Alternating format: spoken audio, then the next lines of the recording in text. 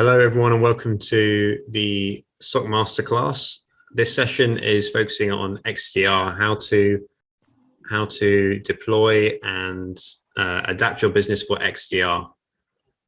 In this session, the two Omris that you can see on your screen, Omri Shmuel and Omri Shamir. Hi, guys, welcome. Okay. They will go through today the definition of what XDR is, whether it's a lot of hype around a solution which perhaps doesn't boil down into what everyone thinks, or maybe there is more to it. Maybe there's an evolution from EDR to XDR. What does that mean for organizations and their security teams, and how can they learn to adapt this new technology and approach? So with that, I'll pass over to the two Omris to start introductions. Over to you guys. Okay, thank you. First of all, it's a pleasure to be here. My name is Omri Shmuel. I've been with Cyberproof for the past 2 months now. I'm an EDR specialist on the cyber black belt team, and I'll be presenting here with Omri Shamir. And we're gonna go through what XDR is. XDR, incident response lifecycle, XDR versus EDR versus MDR.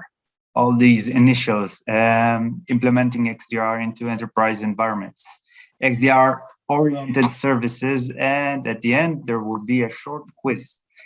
And first of all, let's talk about why we need these protective solutions at the core of it.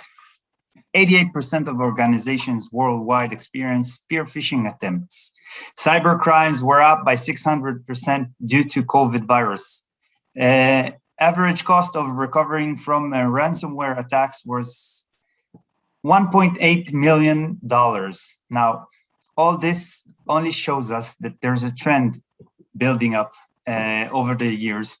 It's a business model for groups, organizations, and various personnel out there, and it's not going to disappear anytime soon. Over to you, Omri. Okay, hello everyone. So before I do the deep dive, I will present myself. So my name is Omri, and I'm working in Cyberproof at the security engineering team. In the last years, I work in the finance industry, and I was specialized in the world of frauds and credit cards. So as Omri mentioned you in the last slide, we could see the increasing number of attacks. Therefore, we need to protect ourselves more and more. So before we will speak about the XDR, let's ask ourselves, why do we need it? Okay, what benefits does it give to my organization? So the first and maybe one of the most important thing is fast root cause analysis. Okay, so we know that nowadays in the security operations centers, there are many manual tasks which takes a long time, and sometimes during those tasks there are some mistakes, and therefore we need a platform that can help us avoid the mistakes and doing operations fast and accurate.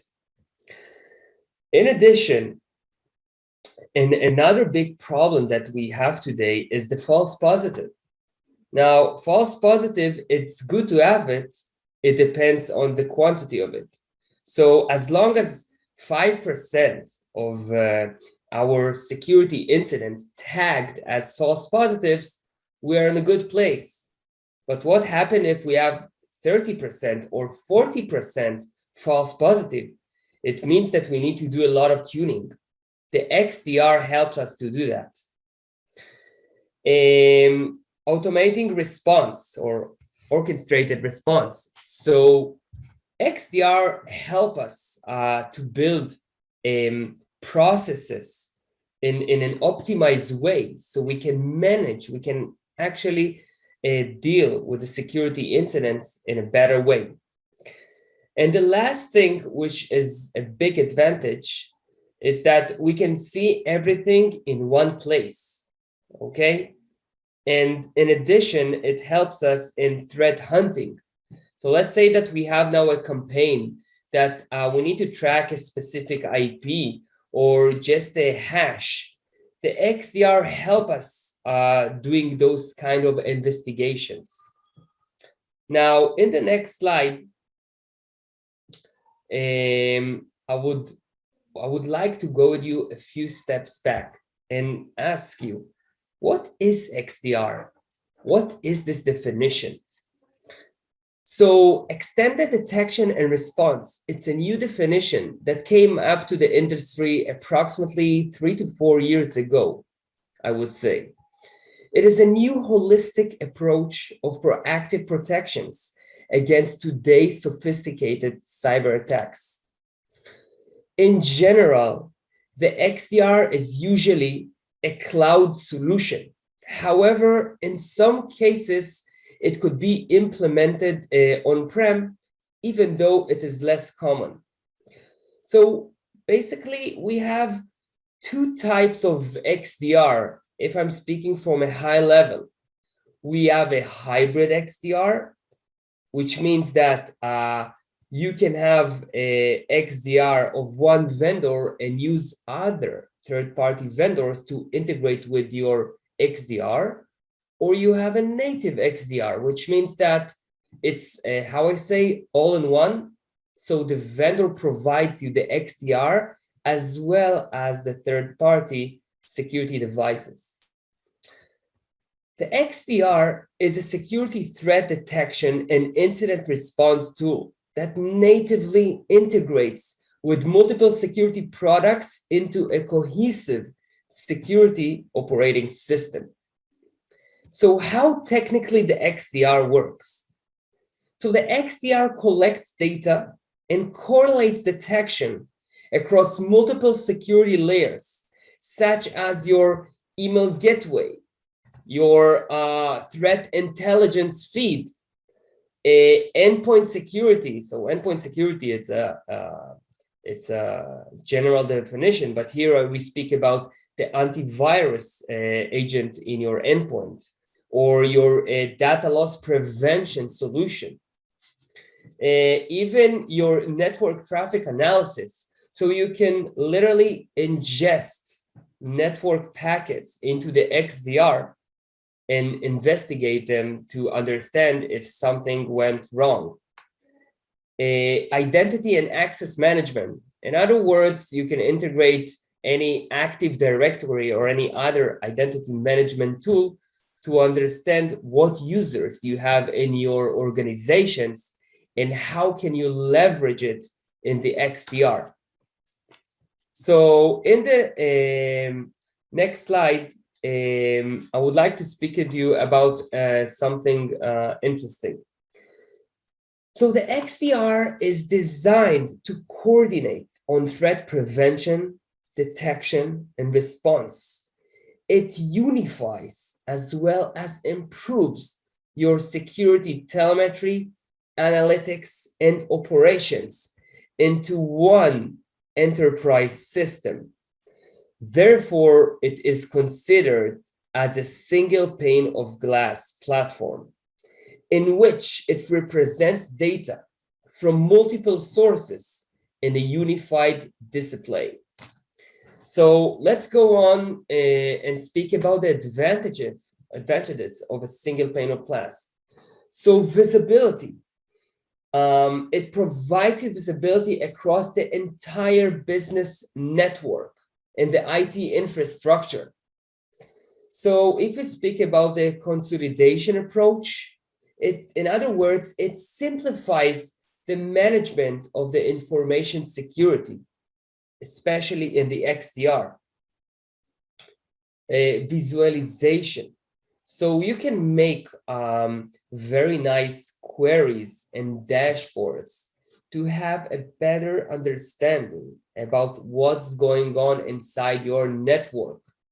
In addition, you can build dedicated dashboards, depends of who wants to see it. So you can build a dashboard to the SOC, will show all the top alerts that we had, let's say, in the last 24 hours. Or you can provide a dashboard to the senior management so they can understand the trend of what's going on. The last thing is actionable information. Now, in other words, what I want to say here that you can get, as we mentioned before, a faster root cause analysis, and therefore you can take actions in advance. So for example, we saw, let's say, a malicious IP that tried to target our IPS. So we can block this IP, automatically in our firewall. Or in another example, we see a process that from some reason opened lots of threads in specific 2 or 3 endpoints that belongs to someone that has high privileges. So we can immediately take an action and isolate those endpoints from the network. So in the next slide, I would like to take you out from the world of information security. And I would like to speak with you about the emergency department. So what is emergency department? Why is it so important in our life? And how eventually it is related to information security and XDR? So the emergency department have a unique operational requirements within hospitals. They have strong availability demands and staffed by rotating personnel and must provide services as quickly as possible. Emergency departments encounter patients every day with a wide range of severity, illness, and injury. As a result, the triage process is vital. Part of the emergency department workflow is to sort and prioritize urgent patients for treatment. Now let's have a look on the diagram that we see here. So we can see the beginning of the process is the input. Now the input is when someone literally arrives to the emergency department, or an ambulance, for example, is bringing him up to there. Now, then we can see the throughput. The throughput is the core of the process. Now, in the workflow, we can see the acuity evaluation. Okay, in other words, it's to estimate your severity. Usually there is a nurse over there that, you know, she's doing the initial diagnosis to understand what you have.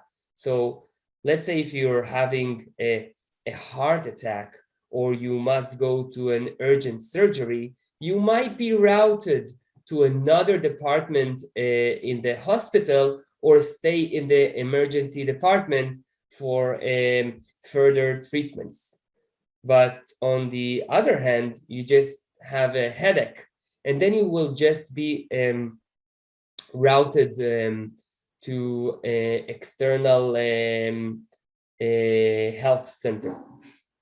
Now, when we think about it, like this is, we're speaking here about human lives. So what happens if the emergency department is packed of people? So the role of the nurse is really critical, because the time here, the time to response is critical and important. So let's say that you're having a heart attack or a critical issue. You will admit to hospital and eventually you will discharge, as well as when you're having a low severity issue. Now, in the next slide, I would like to speak about the process when an incident arrived to the XDR platform. So here, as well as in the previous model, we have an input. But instead of people, we have technologies such as the endpoint detection and response, our security event information event management platform, or our threat intelligence feeds. So one of them, or all of them, are ingesting alerts to our XDR. In the next step, in the throughput, not in the, can you go back? So here we can see automation workflows. So what happens is that we're getting alert from our SIEM platform, and then automatic workflows begun. Some of them are internal and some of them are external. So if we're speaking, for example, about internal APIs, we get some data from our antivirus to understand more information about file, hash, IP, and etc. We're getting more information about from our firewall to understand if we have some hits, like on some of the firewall rules, to see if there is any behavior that is derived from the alert that we got. And even sometimes we need our DLP platform to see whether a classified files was identified in the specific alert. In addition, we have external APIs. So usually a VirusTotal is a good example when we want to get more information about reputation of artifacts that we got from an alert. Now, the next step is the same step as we saw in the previous model. We need to estimate the severity, okay? This is crucial because there's a huge differences, let's say, when we are experiencing a DDoS attack, then just a user was failed to log in from the VPN application. Now, this point, when we understand the severity and we understand what happened, the classic definition of it is the triage, which is very important here. Now, of course, that our incident response procedure changed when the severity changes. So let's say if you are experiencing a DDoS attack, we might need to do internal escalation. And in some cases, we need to involve the senior management and even third-party companies that needs to help us to face with those kind of alerts. On the other end, if we just have a failed login scenario, we don't need to do any internal escalation, so we just remediate and close the incident. Of course, as a part of the continuous improvement, we are doing some lessons learned as a part of fine-tuning and improvement. Now, if we are speaking about the two models, if you think about it, they are identically the same. The only difference is that one is speaking on humans' lives and the other one is speaking on security incidents. Now, in the next slide, okay, I would like to speak to you about three main key factors that are important for the two of the models that we just saw. So mean time to response, if I'm speaking about mean time to response. So if we spoke about the emergency department, the mean time to response is the time when the patient arrived to the department until the nurse is doing the first diagnosis. And if we are speaking about the XDR, so the mean time to response here is when the alert arrived to the XDR until we got the severity, until we finished to do all the APIs and interactions with the other platforms. Managed process. Managed process is one of the most significant and important key factors, because if your process is not managed, you will be lost, okay? So if we're speaking about hospital, we can understand it. So the nurse uses another employee that helps her and another technology to face with some critical issues. And if we're speaking about the XDR, we need to know what's happening in each workflow. So if before we spoke about in a case where there were some failure logins from a user, we need to know which APIs we need to use to get more data to understand what happened. And the last key factor is prioritization. So prioritization is very important, especially when the emergency department is packed of people, or we are getting a lot of incidents in a specific time interval. So we need to understand what is important and deal with that first, and what is less important, so it can stay and we can deal with it later on. So in the next slide, I would like to speak to you about some definitions that some of you are familiar with, and sometimes we have a confusion between those definitions. So I will try to simplify those definitions and explain each one of them. So what is MDR? MDR is managed detection and response. MDR, it's not a technology, it is a service. And what makes it unique and special is that behind this service, there are usually cybersecurity specialists, which can leverage the usage of your security tools, okay? And can effectively respond quick to security incidents.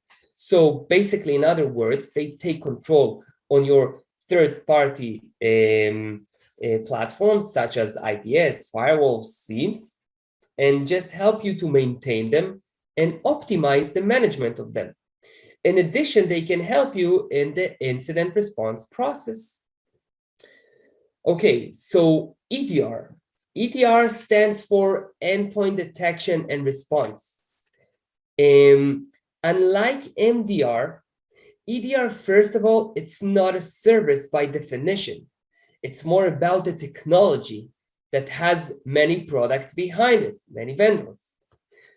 In addition, if MDR is more focused about threat detection and response, so the EDR is more focused about the endpoint itself, okay? So basically they have a different scope.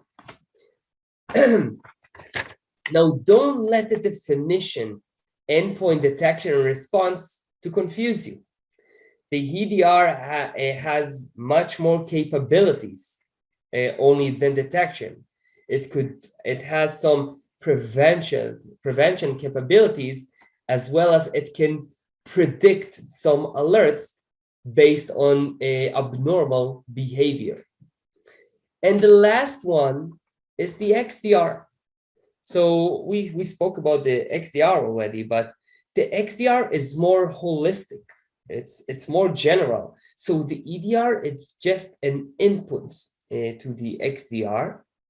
And the MDR, which are people usually, they uses the XDR technology to leverage your security posture. So basically, these are the difference between those definitions. Thank you, Omri. And now I'm going to talk a little bit about the challenges that we find when we implement XDR solutions within enterprise environments. For example, we know that we have two types of XDR solutions. One is the native, and one is the open or hybrid XDR, which is third-party products involved with main UI, a single pane of glass that will allow us to function within our environment. Now, if we look at the slide that I'm showing, for instance, we have existing changing landscapes. What does that mean? Imagine a company that sells part of itself, buying a different part of itself, different parts of the globe, different time zones, different products, for example. All of that, and we need to adjust and develop a security envelope in order to include all these dynamic changes that keep happening. The second issue is different log sources. Now we have legacy products, we have different formats, we have products that send only telemetry, which we need to analyze. We have lots of different data types, that we need to analyze and normalize in order to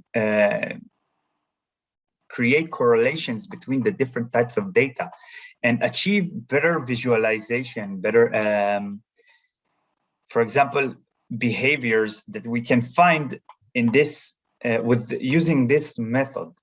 So that is an issue that we need to deal with. Multi-tenant environment, for example, if we have two different tenants, the policies would not be the same between them. For example, one tenant is mostly occupying dev tools and dev required environment, and the other one is financial. So the rules will not apply for both of them. We need to adjust in order to be able to provide a better service, to be able to provide business continuity for both types of tenants. And that is something we need to acknowledge when facing a multi-tenant environment. The policies will not be the same. Rules would change between them. Different behaviors, we'll see different behaviors because one of them is working through the night. It has more automation features instead of human interface. And in our approach, we need to encompass that changing environment. Now, hybrid architecture, cloud and on-prem as well, is different, for example. Now, established security patterns for existing rules and regulations. Europe is not the same as the US. We need to adjust in order to be able to provide better services. What I'm allowed to do in the United States, I will not be allowed to do in European Union, for example. Work procedures between the different companies. It's the same enterprise, but it's built like a puzzle, different parts of it. And you need to adjust in order to be able to function different across branches. For example, in the same company division, you will have differences between the departments, and you need to be able to deal with them. It's the same tenant, but it's different subgroups, for example. Again, also with the legacy products and different security products that already would be existing in that living entity, that living environment. When we approach a client, for example, he already has, most of the time, the security solutions, and we need to adapt it in order to be able to provide an XDR solution. Now, the last one is cost-effective solution. For example, data retention in the cloud environment. We know it's an issue because we have lots of telemetry, as we've seen, lots of log sources that we analyze, and we dump all of it into a huge database, a data lake, in order to normalize and correlate the data. But it's a huge amount of data, which costs a lot of money.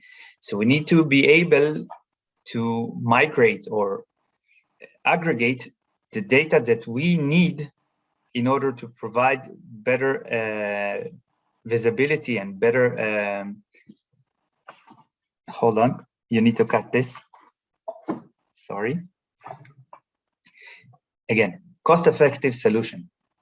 Cost-effective solution, for example, migration of data. We know that a lot of data is being produced from the different log sources because of a lot of telemetry that we are having. We want to see all of the different components of the network. Now, in order to do that, we need to connect all these log sources into a specific data lake. And that amounts into a huge endless terabytes of data. And in order to reduce the cost, we need to find better solutions to mitigate it. And that is part of the problem or a challenge with implementing an XDR solution within enterprise environments. Now, that actually makes us come up with innovative and unique solutions, and it forces us to think outside the box. Now, in the next slide, as you can see here, there is a process approach, meaning we have knowledge acquisition phase. Lots of different log sources. For example, next generation antivirus, EDR, vulnerability management, antivirus, and firewalls, network monitors, identity management, and so on and so forth. All of that is telemetry. We have it either in syslog formats or either different formats that we need to analyze and normalize in order to be able to use it. That is part of the process. Now, first time that we approach all these log sources, we manually investigate or query the client in order to better understand his environment, the living space of his network. We ask questions like normal work hours, what type of users he has, what type of permissions every user has, so on and so forth. This is the manual part of it. Now, on the second part, the data manipulation, we normalize the data. We correlate between the different events and the different log sources, which are now speaking in the same language and allow us to better understand what we are seeing. And we apply machine learning and AI on all of these, all of this data that we accumulated. What it does at the end of the day is provide us an automated report. If the first one was handmade, this is automated, and now we can compare between the two. The difference is the automated report is something that we actually know that exists on the environment. We do not suspect, we know. We collected the data from the different sensors and monitors, and now we analyzed it, and we have a product at the end of it. We know that a certain user logs in each day for 8 hours of work, and he uses specific permissions, and we come to a conclusion from that he has, for example,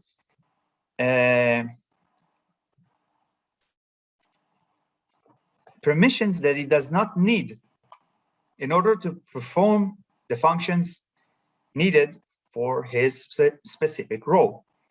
And we can downgrade his permission level and better secure our network or reduce the surface of attack that our networks have. Now, all of that, both of these phases come down into one single pane of glass, one user interface that allows us to see all the products that we accumulated. For example,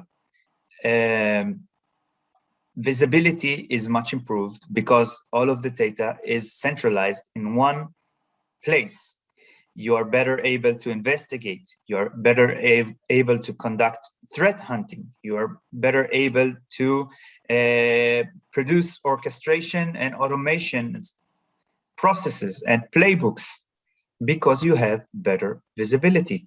Your action time is much reduced because everything is centralized in one space, meaning you don't have to jump between different products. You don't have to occupy different type of specialists for each product.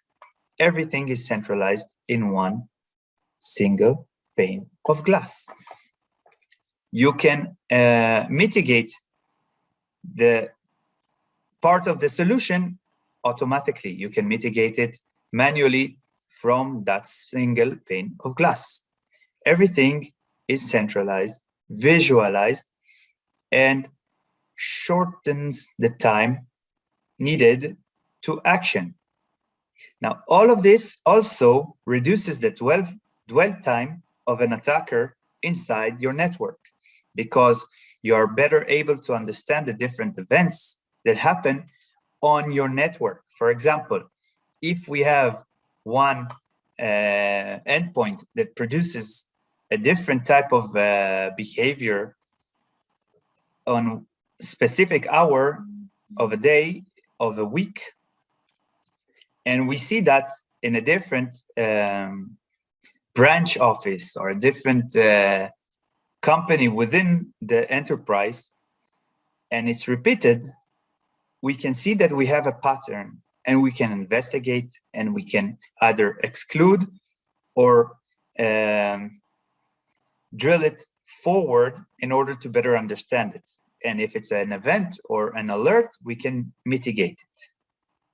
Okay.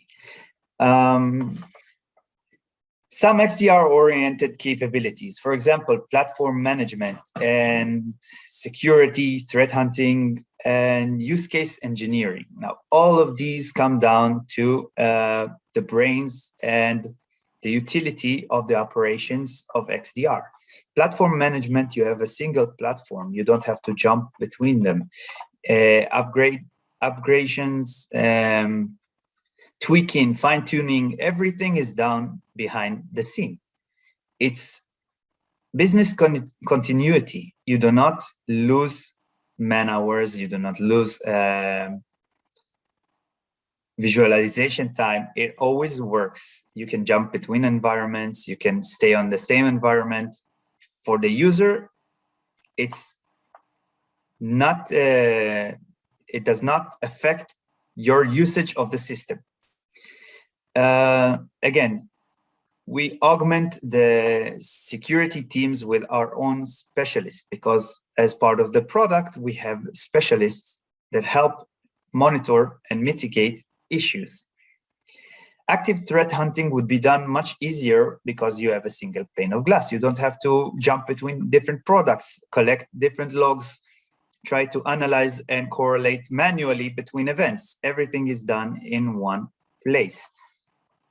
Again, since it's done in one place, shorten reaction time, less cost. Each event, each alert takes a lot less time to investigate, freeing your people to deal with more issues, with more alerts per day. Use case engineering is also automated because of the AI and the machine learning that is functioning within the data lake. You find out more behaviors, more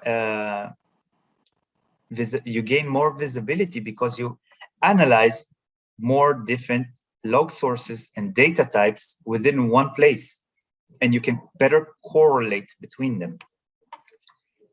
Threat intelligence is also provided within XDR solution. As we mentioned before, it integrates with outside sources in order to have better options and better analysis of the different behaviors that you may find in your environment. For example, vulnerability management, actively scanning for vulnerabilities within your system and applying patches and fixes in order to plug different security holes. Security event monitoring, which is, of course, as we said, a single pane of glass, which allows us to see everything in one place and achieve better functionality and better reaction from that. Security engineering is, of course, taking your environment and seeing where do we have options to better secure it, better adapt. For example, as I said, a specific user that does not need, for example, admin privileges can be reduced to a normal user, or password changing, monitoring, for example. Different types of security engineering that involves in your system. And that's all from me. Thank you very much. Up ahead, we have a short quiz, and thank you. Have a good evening, morning or noon. Ben?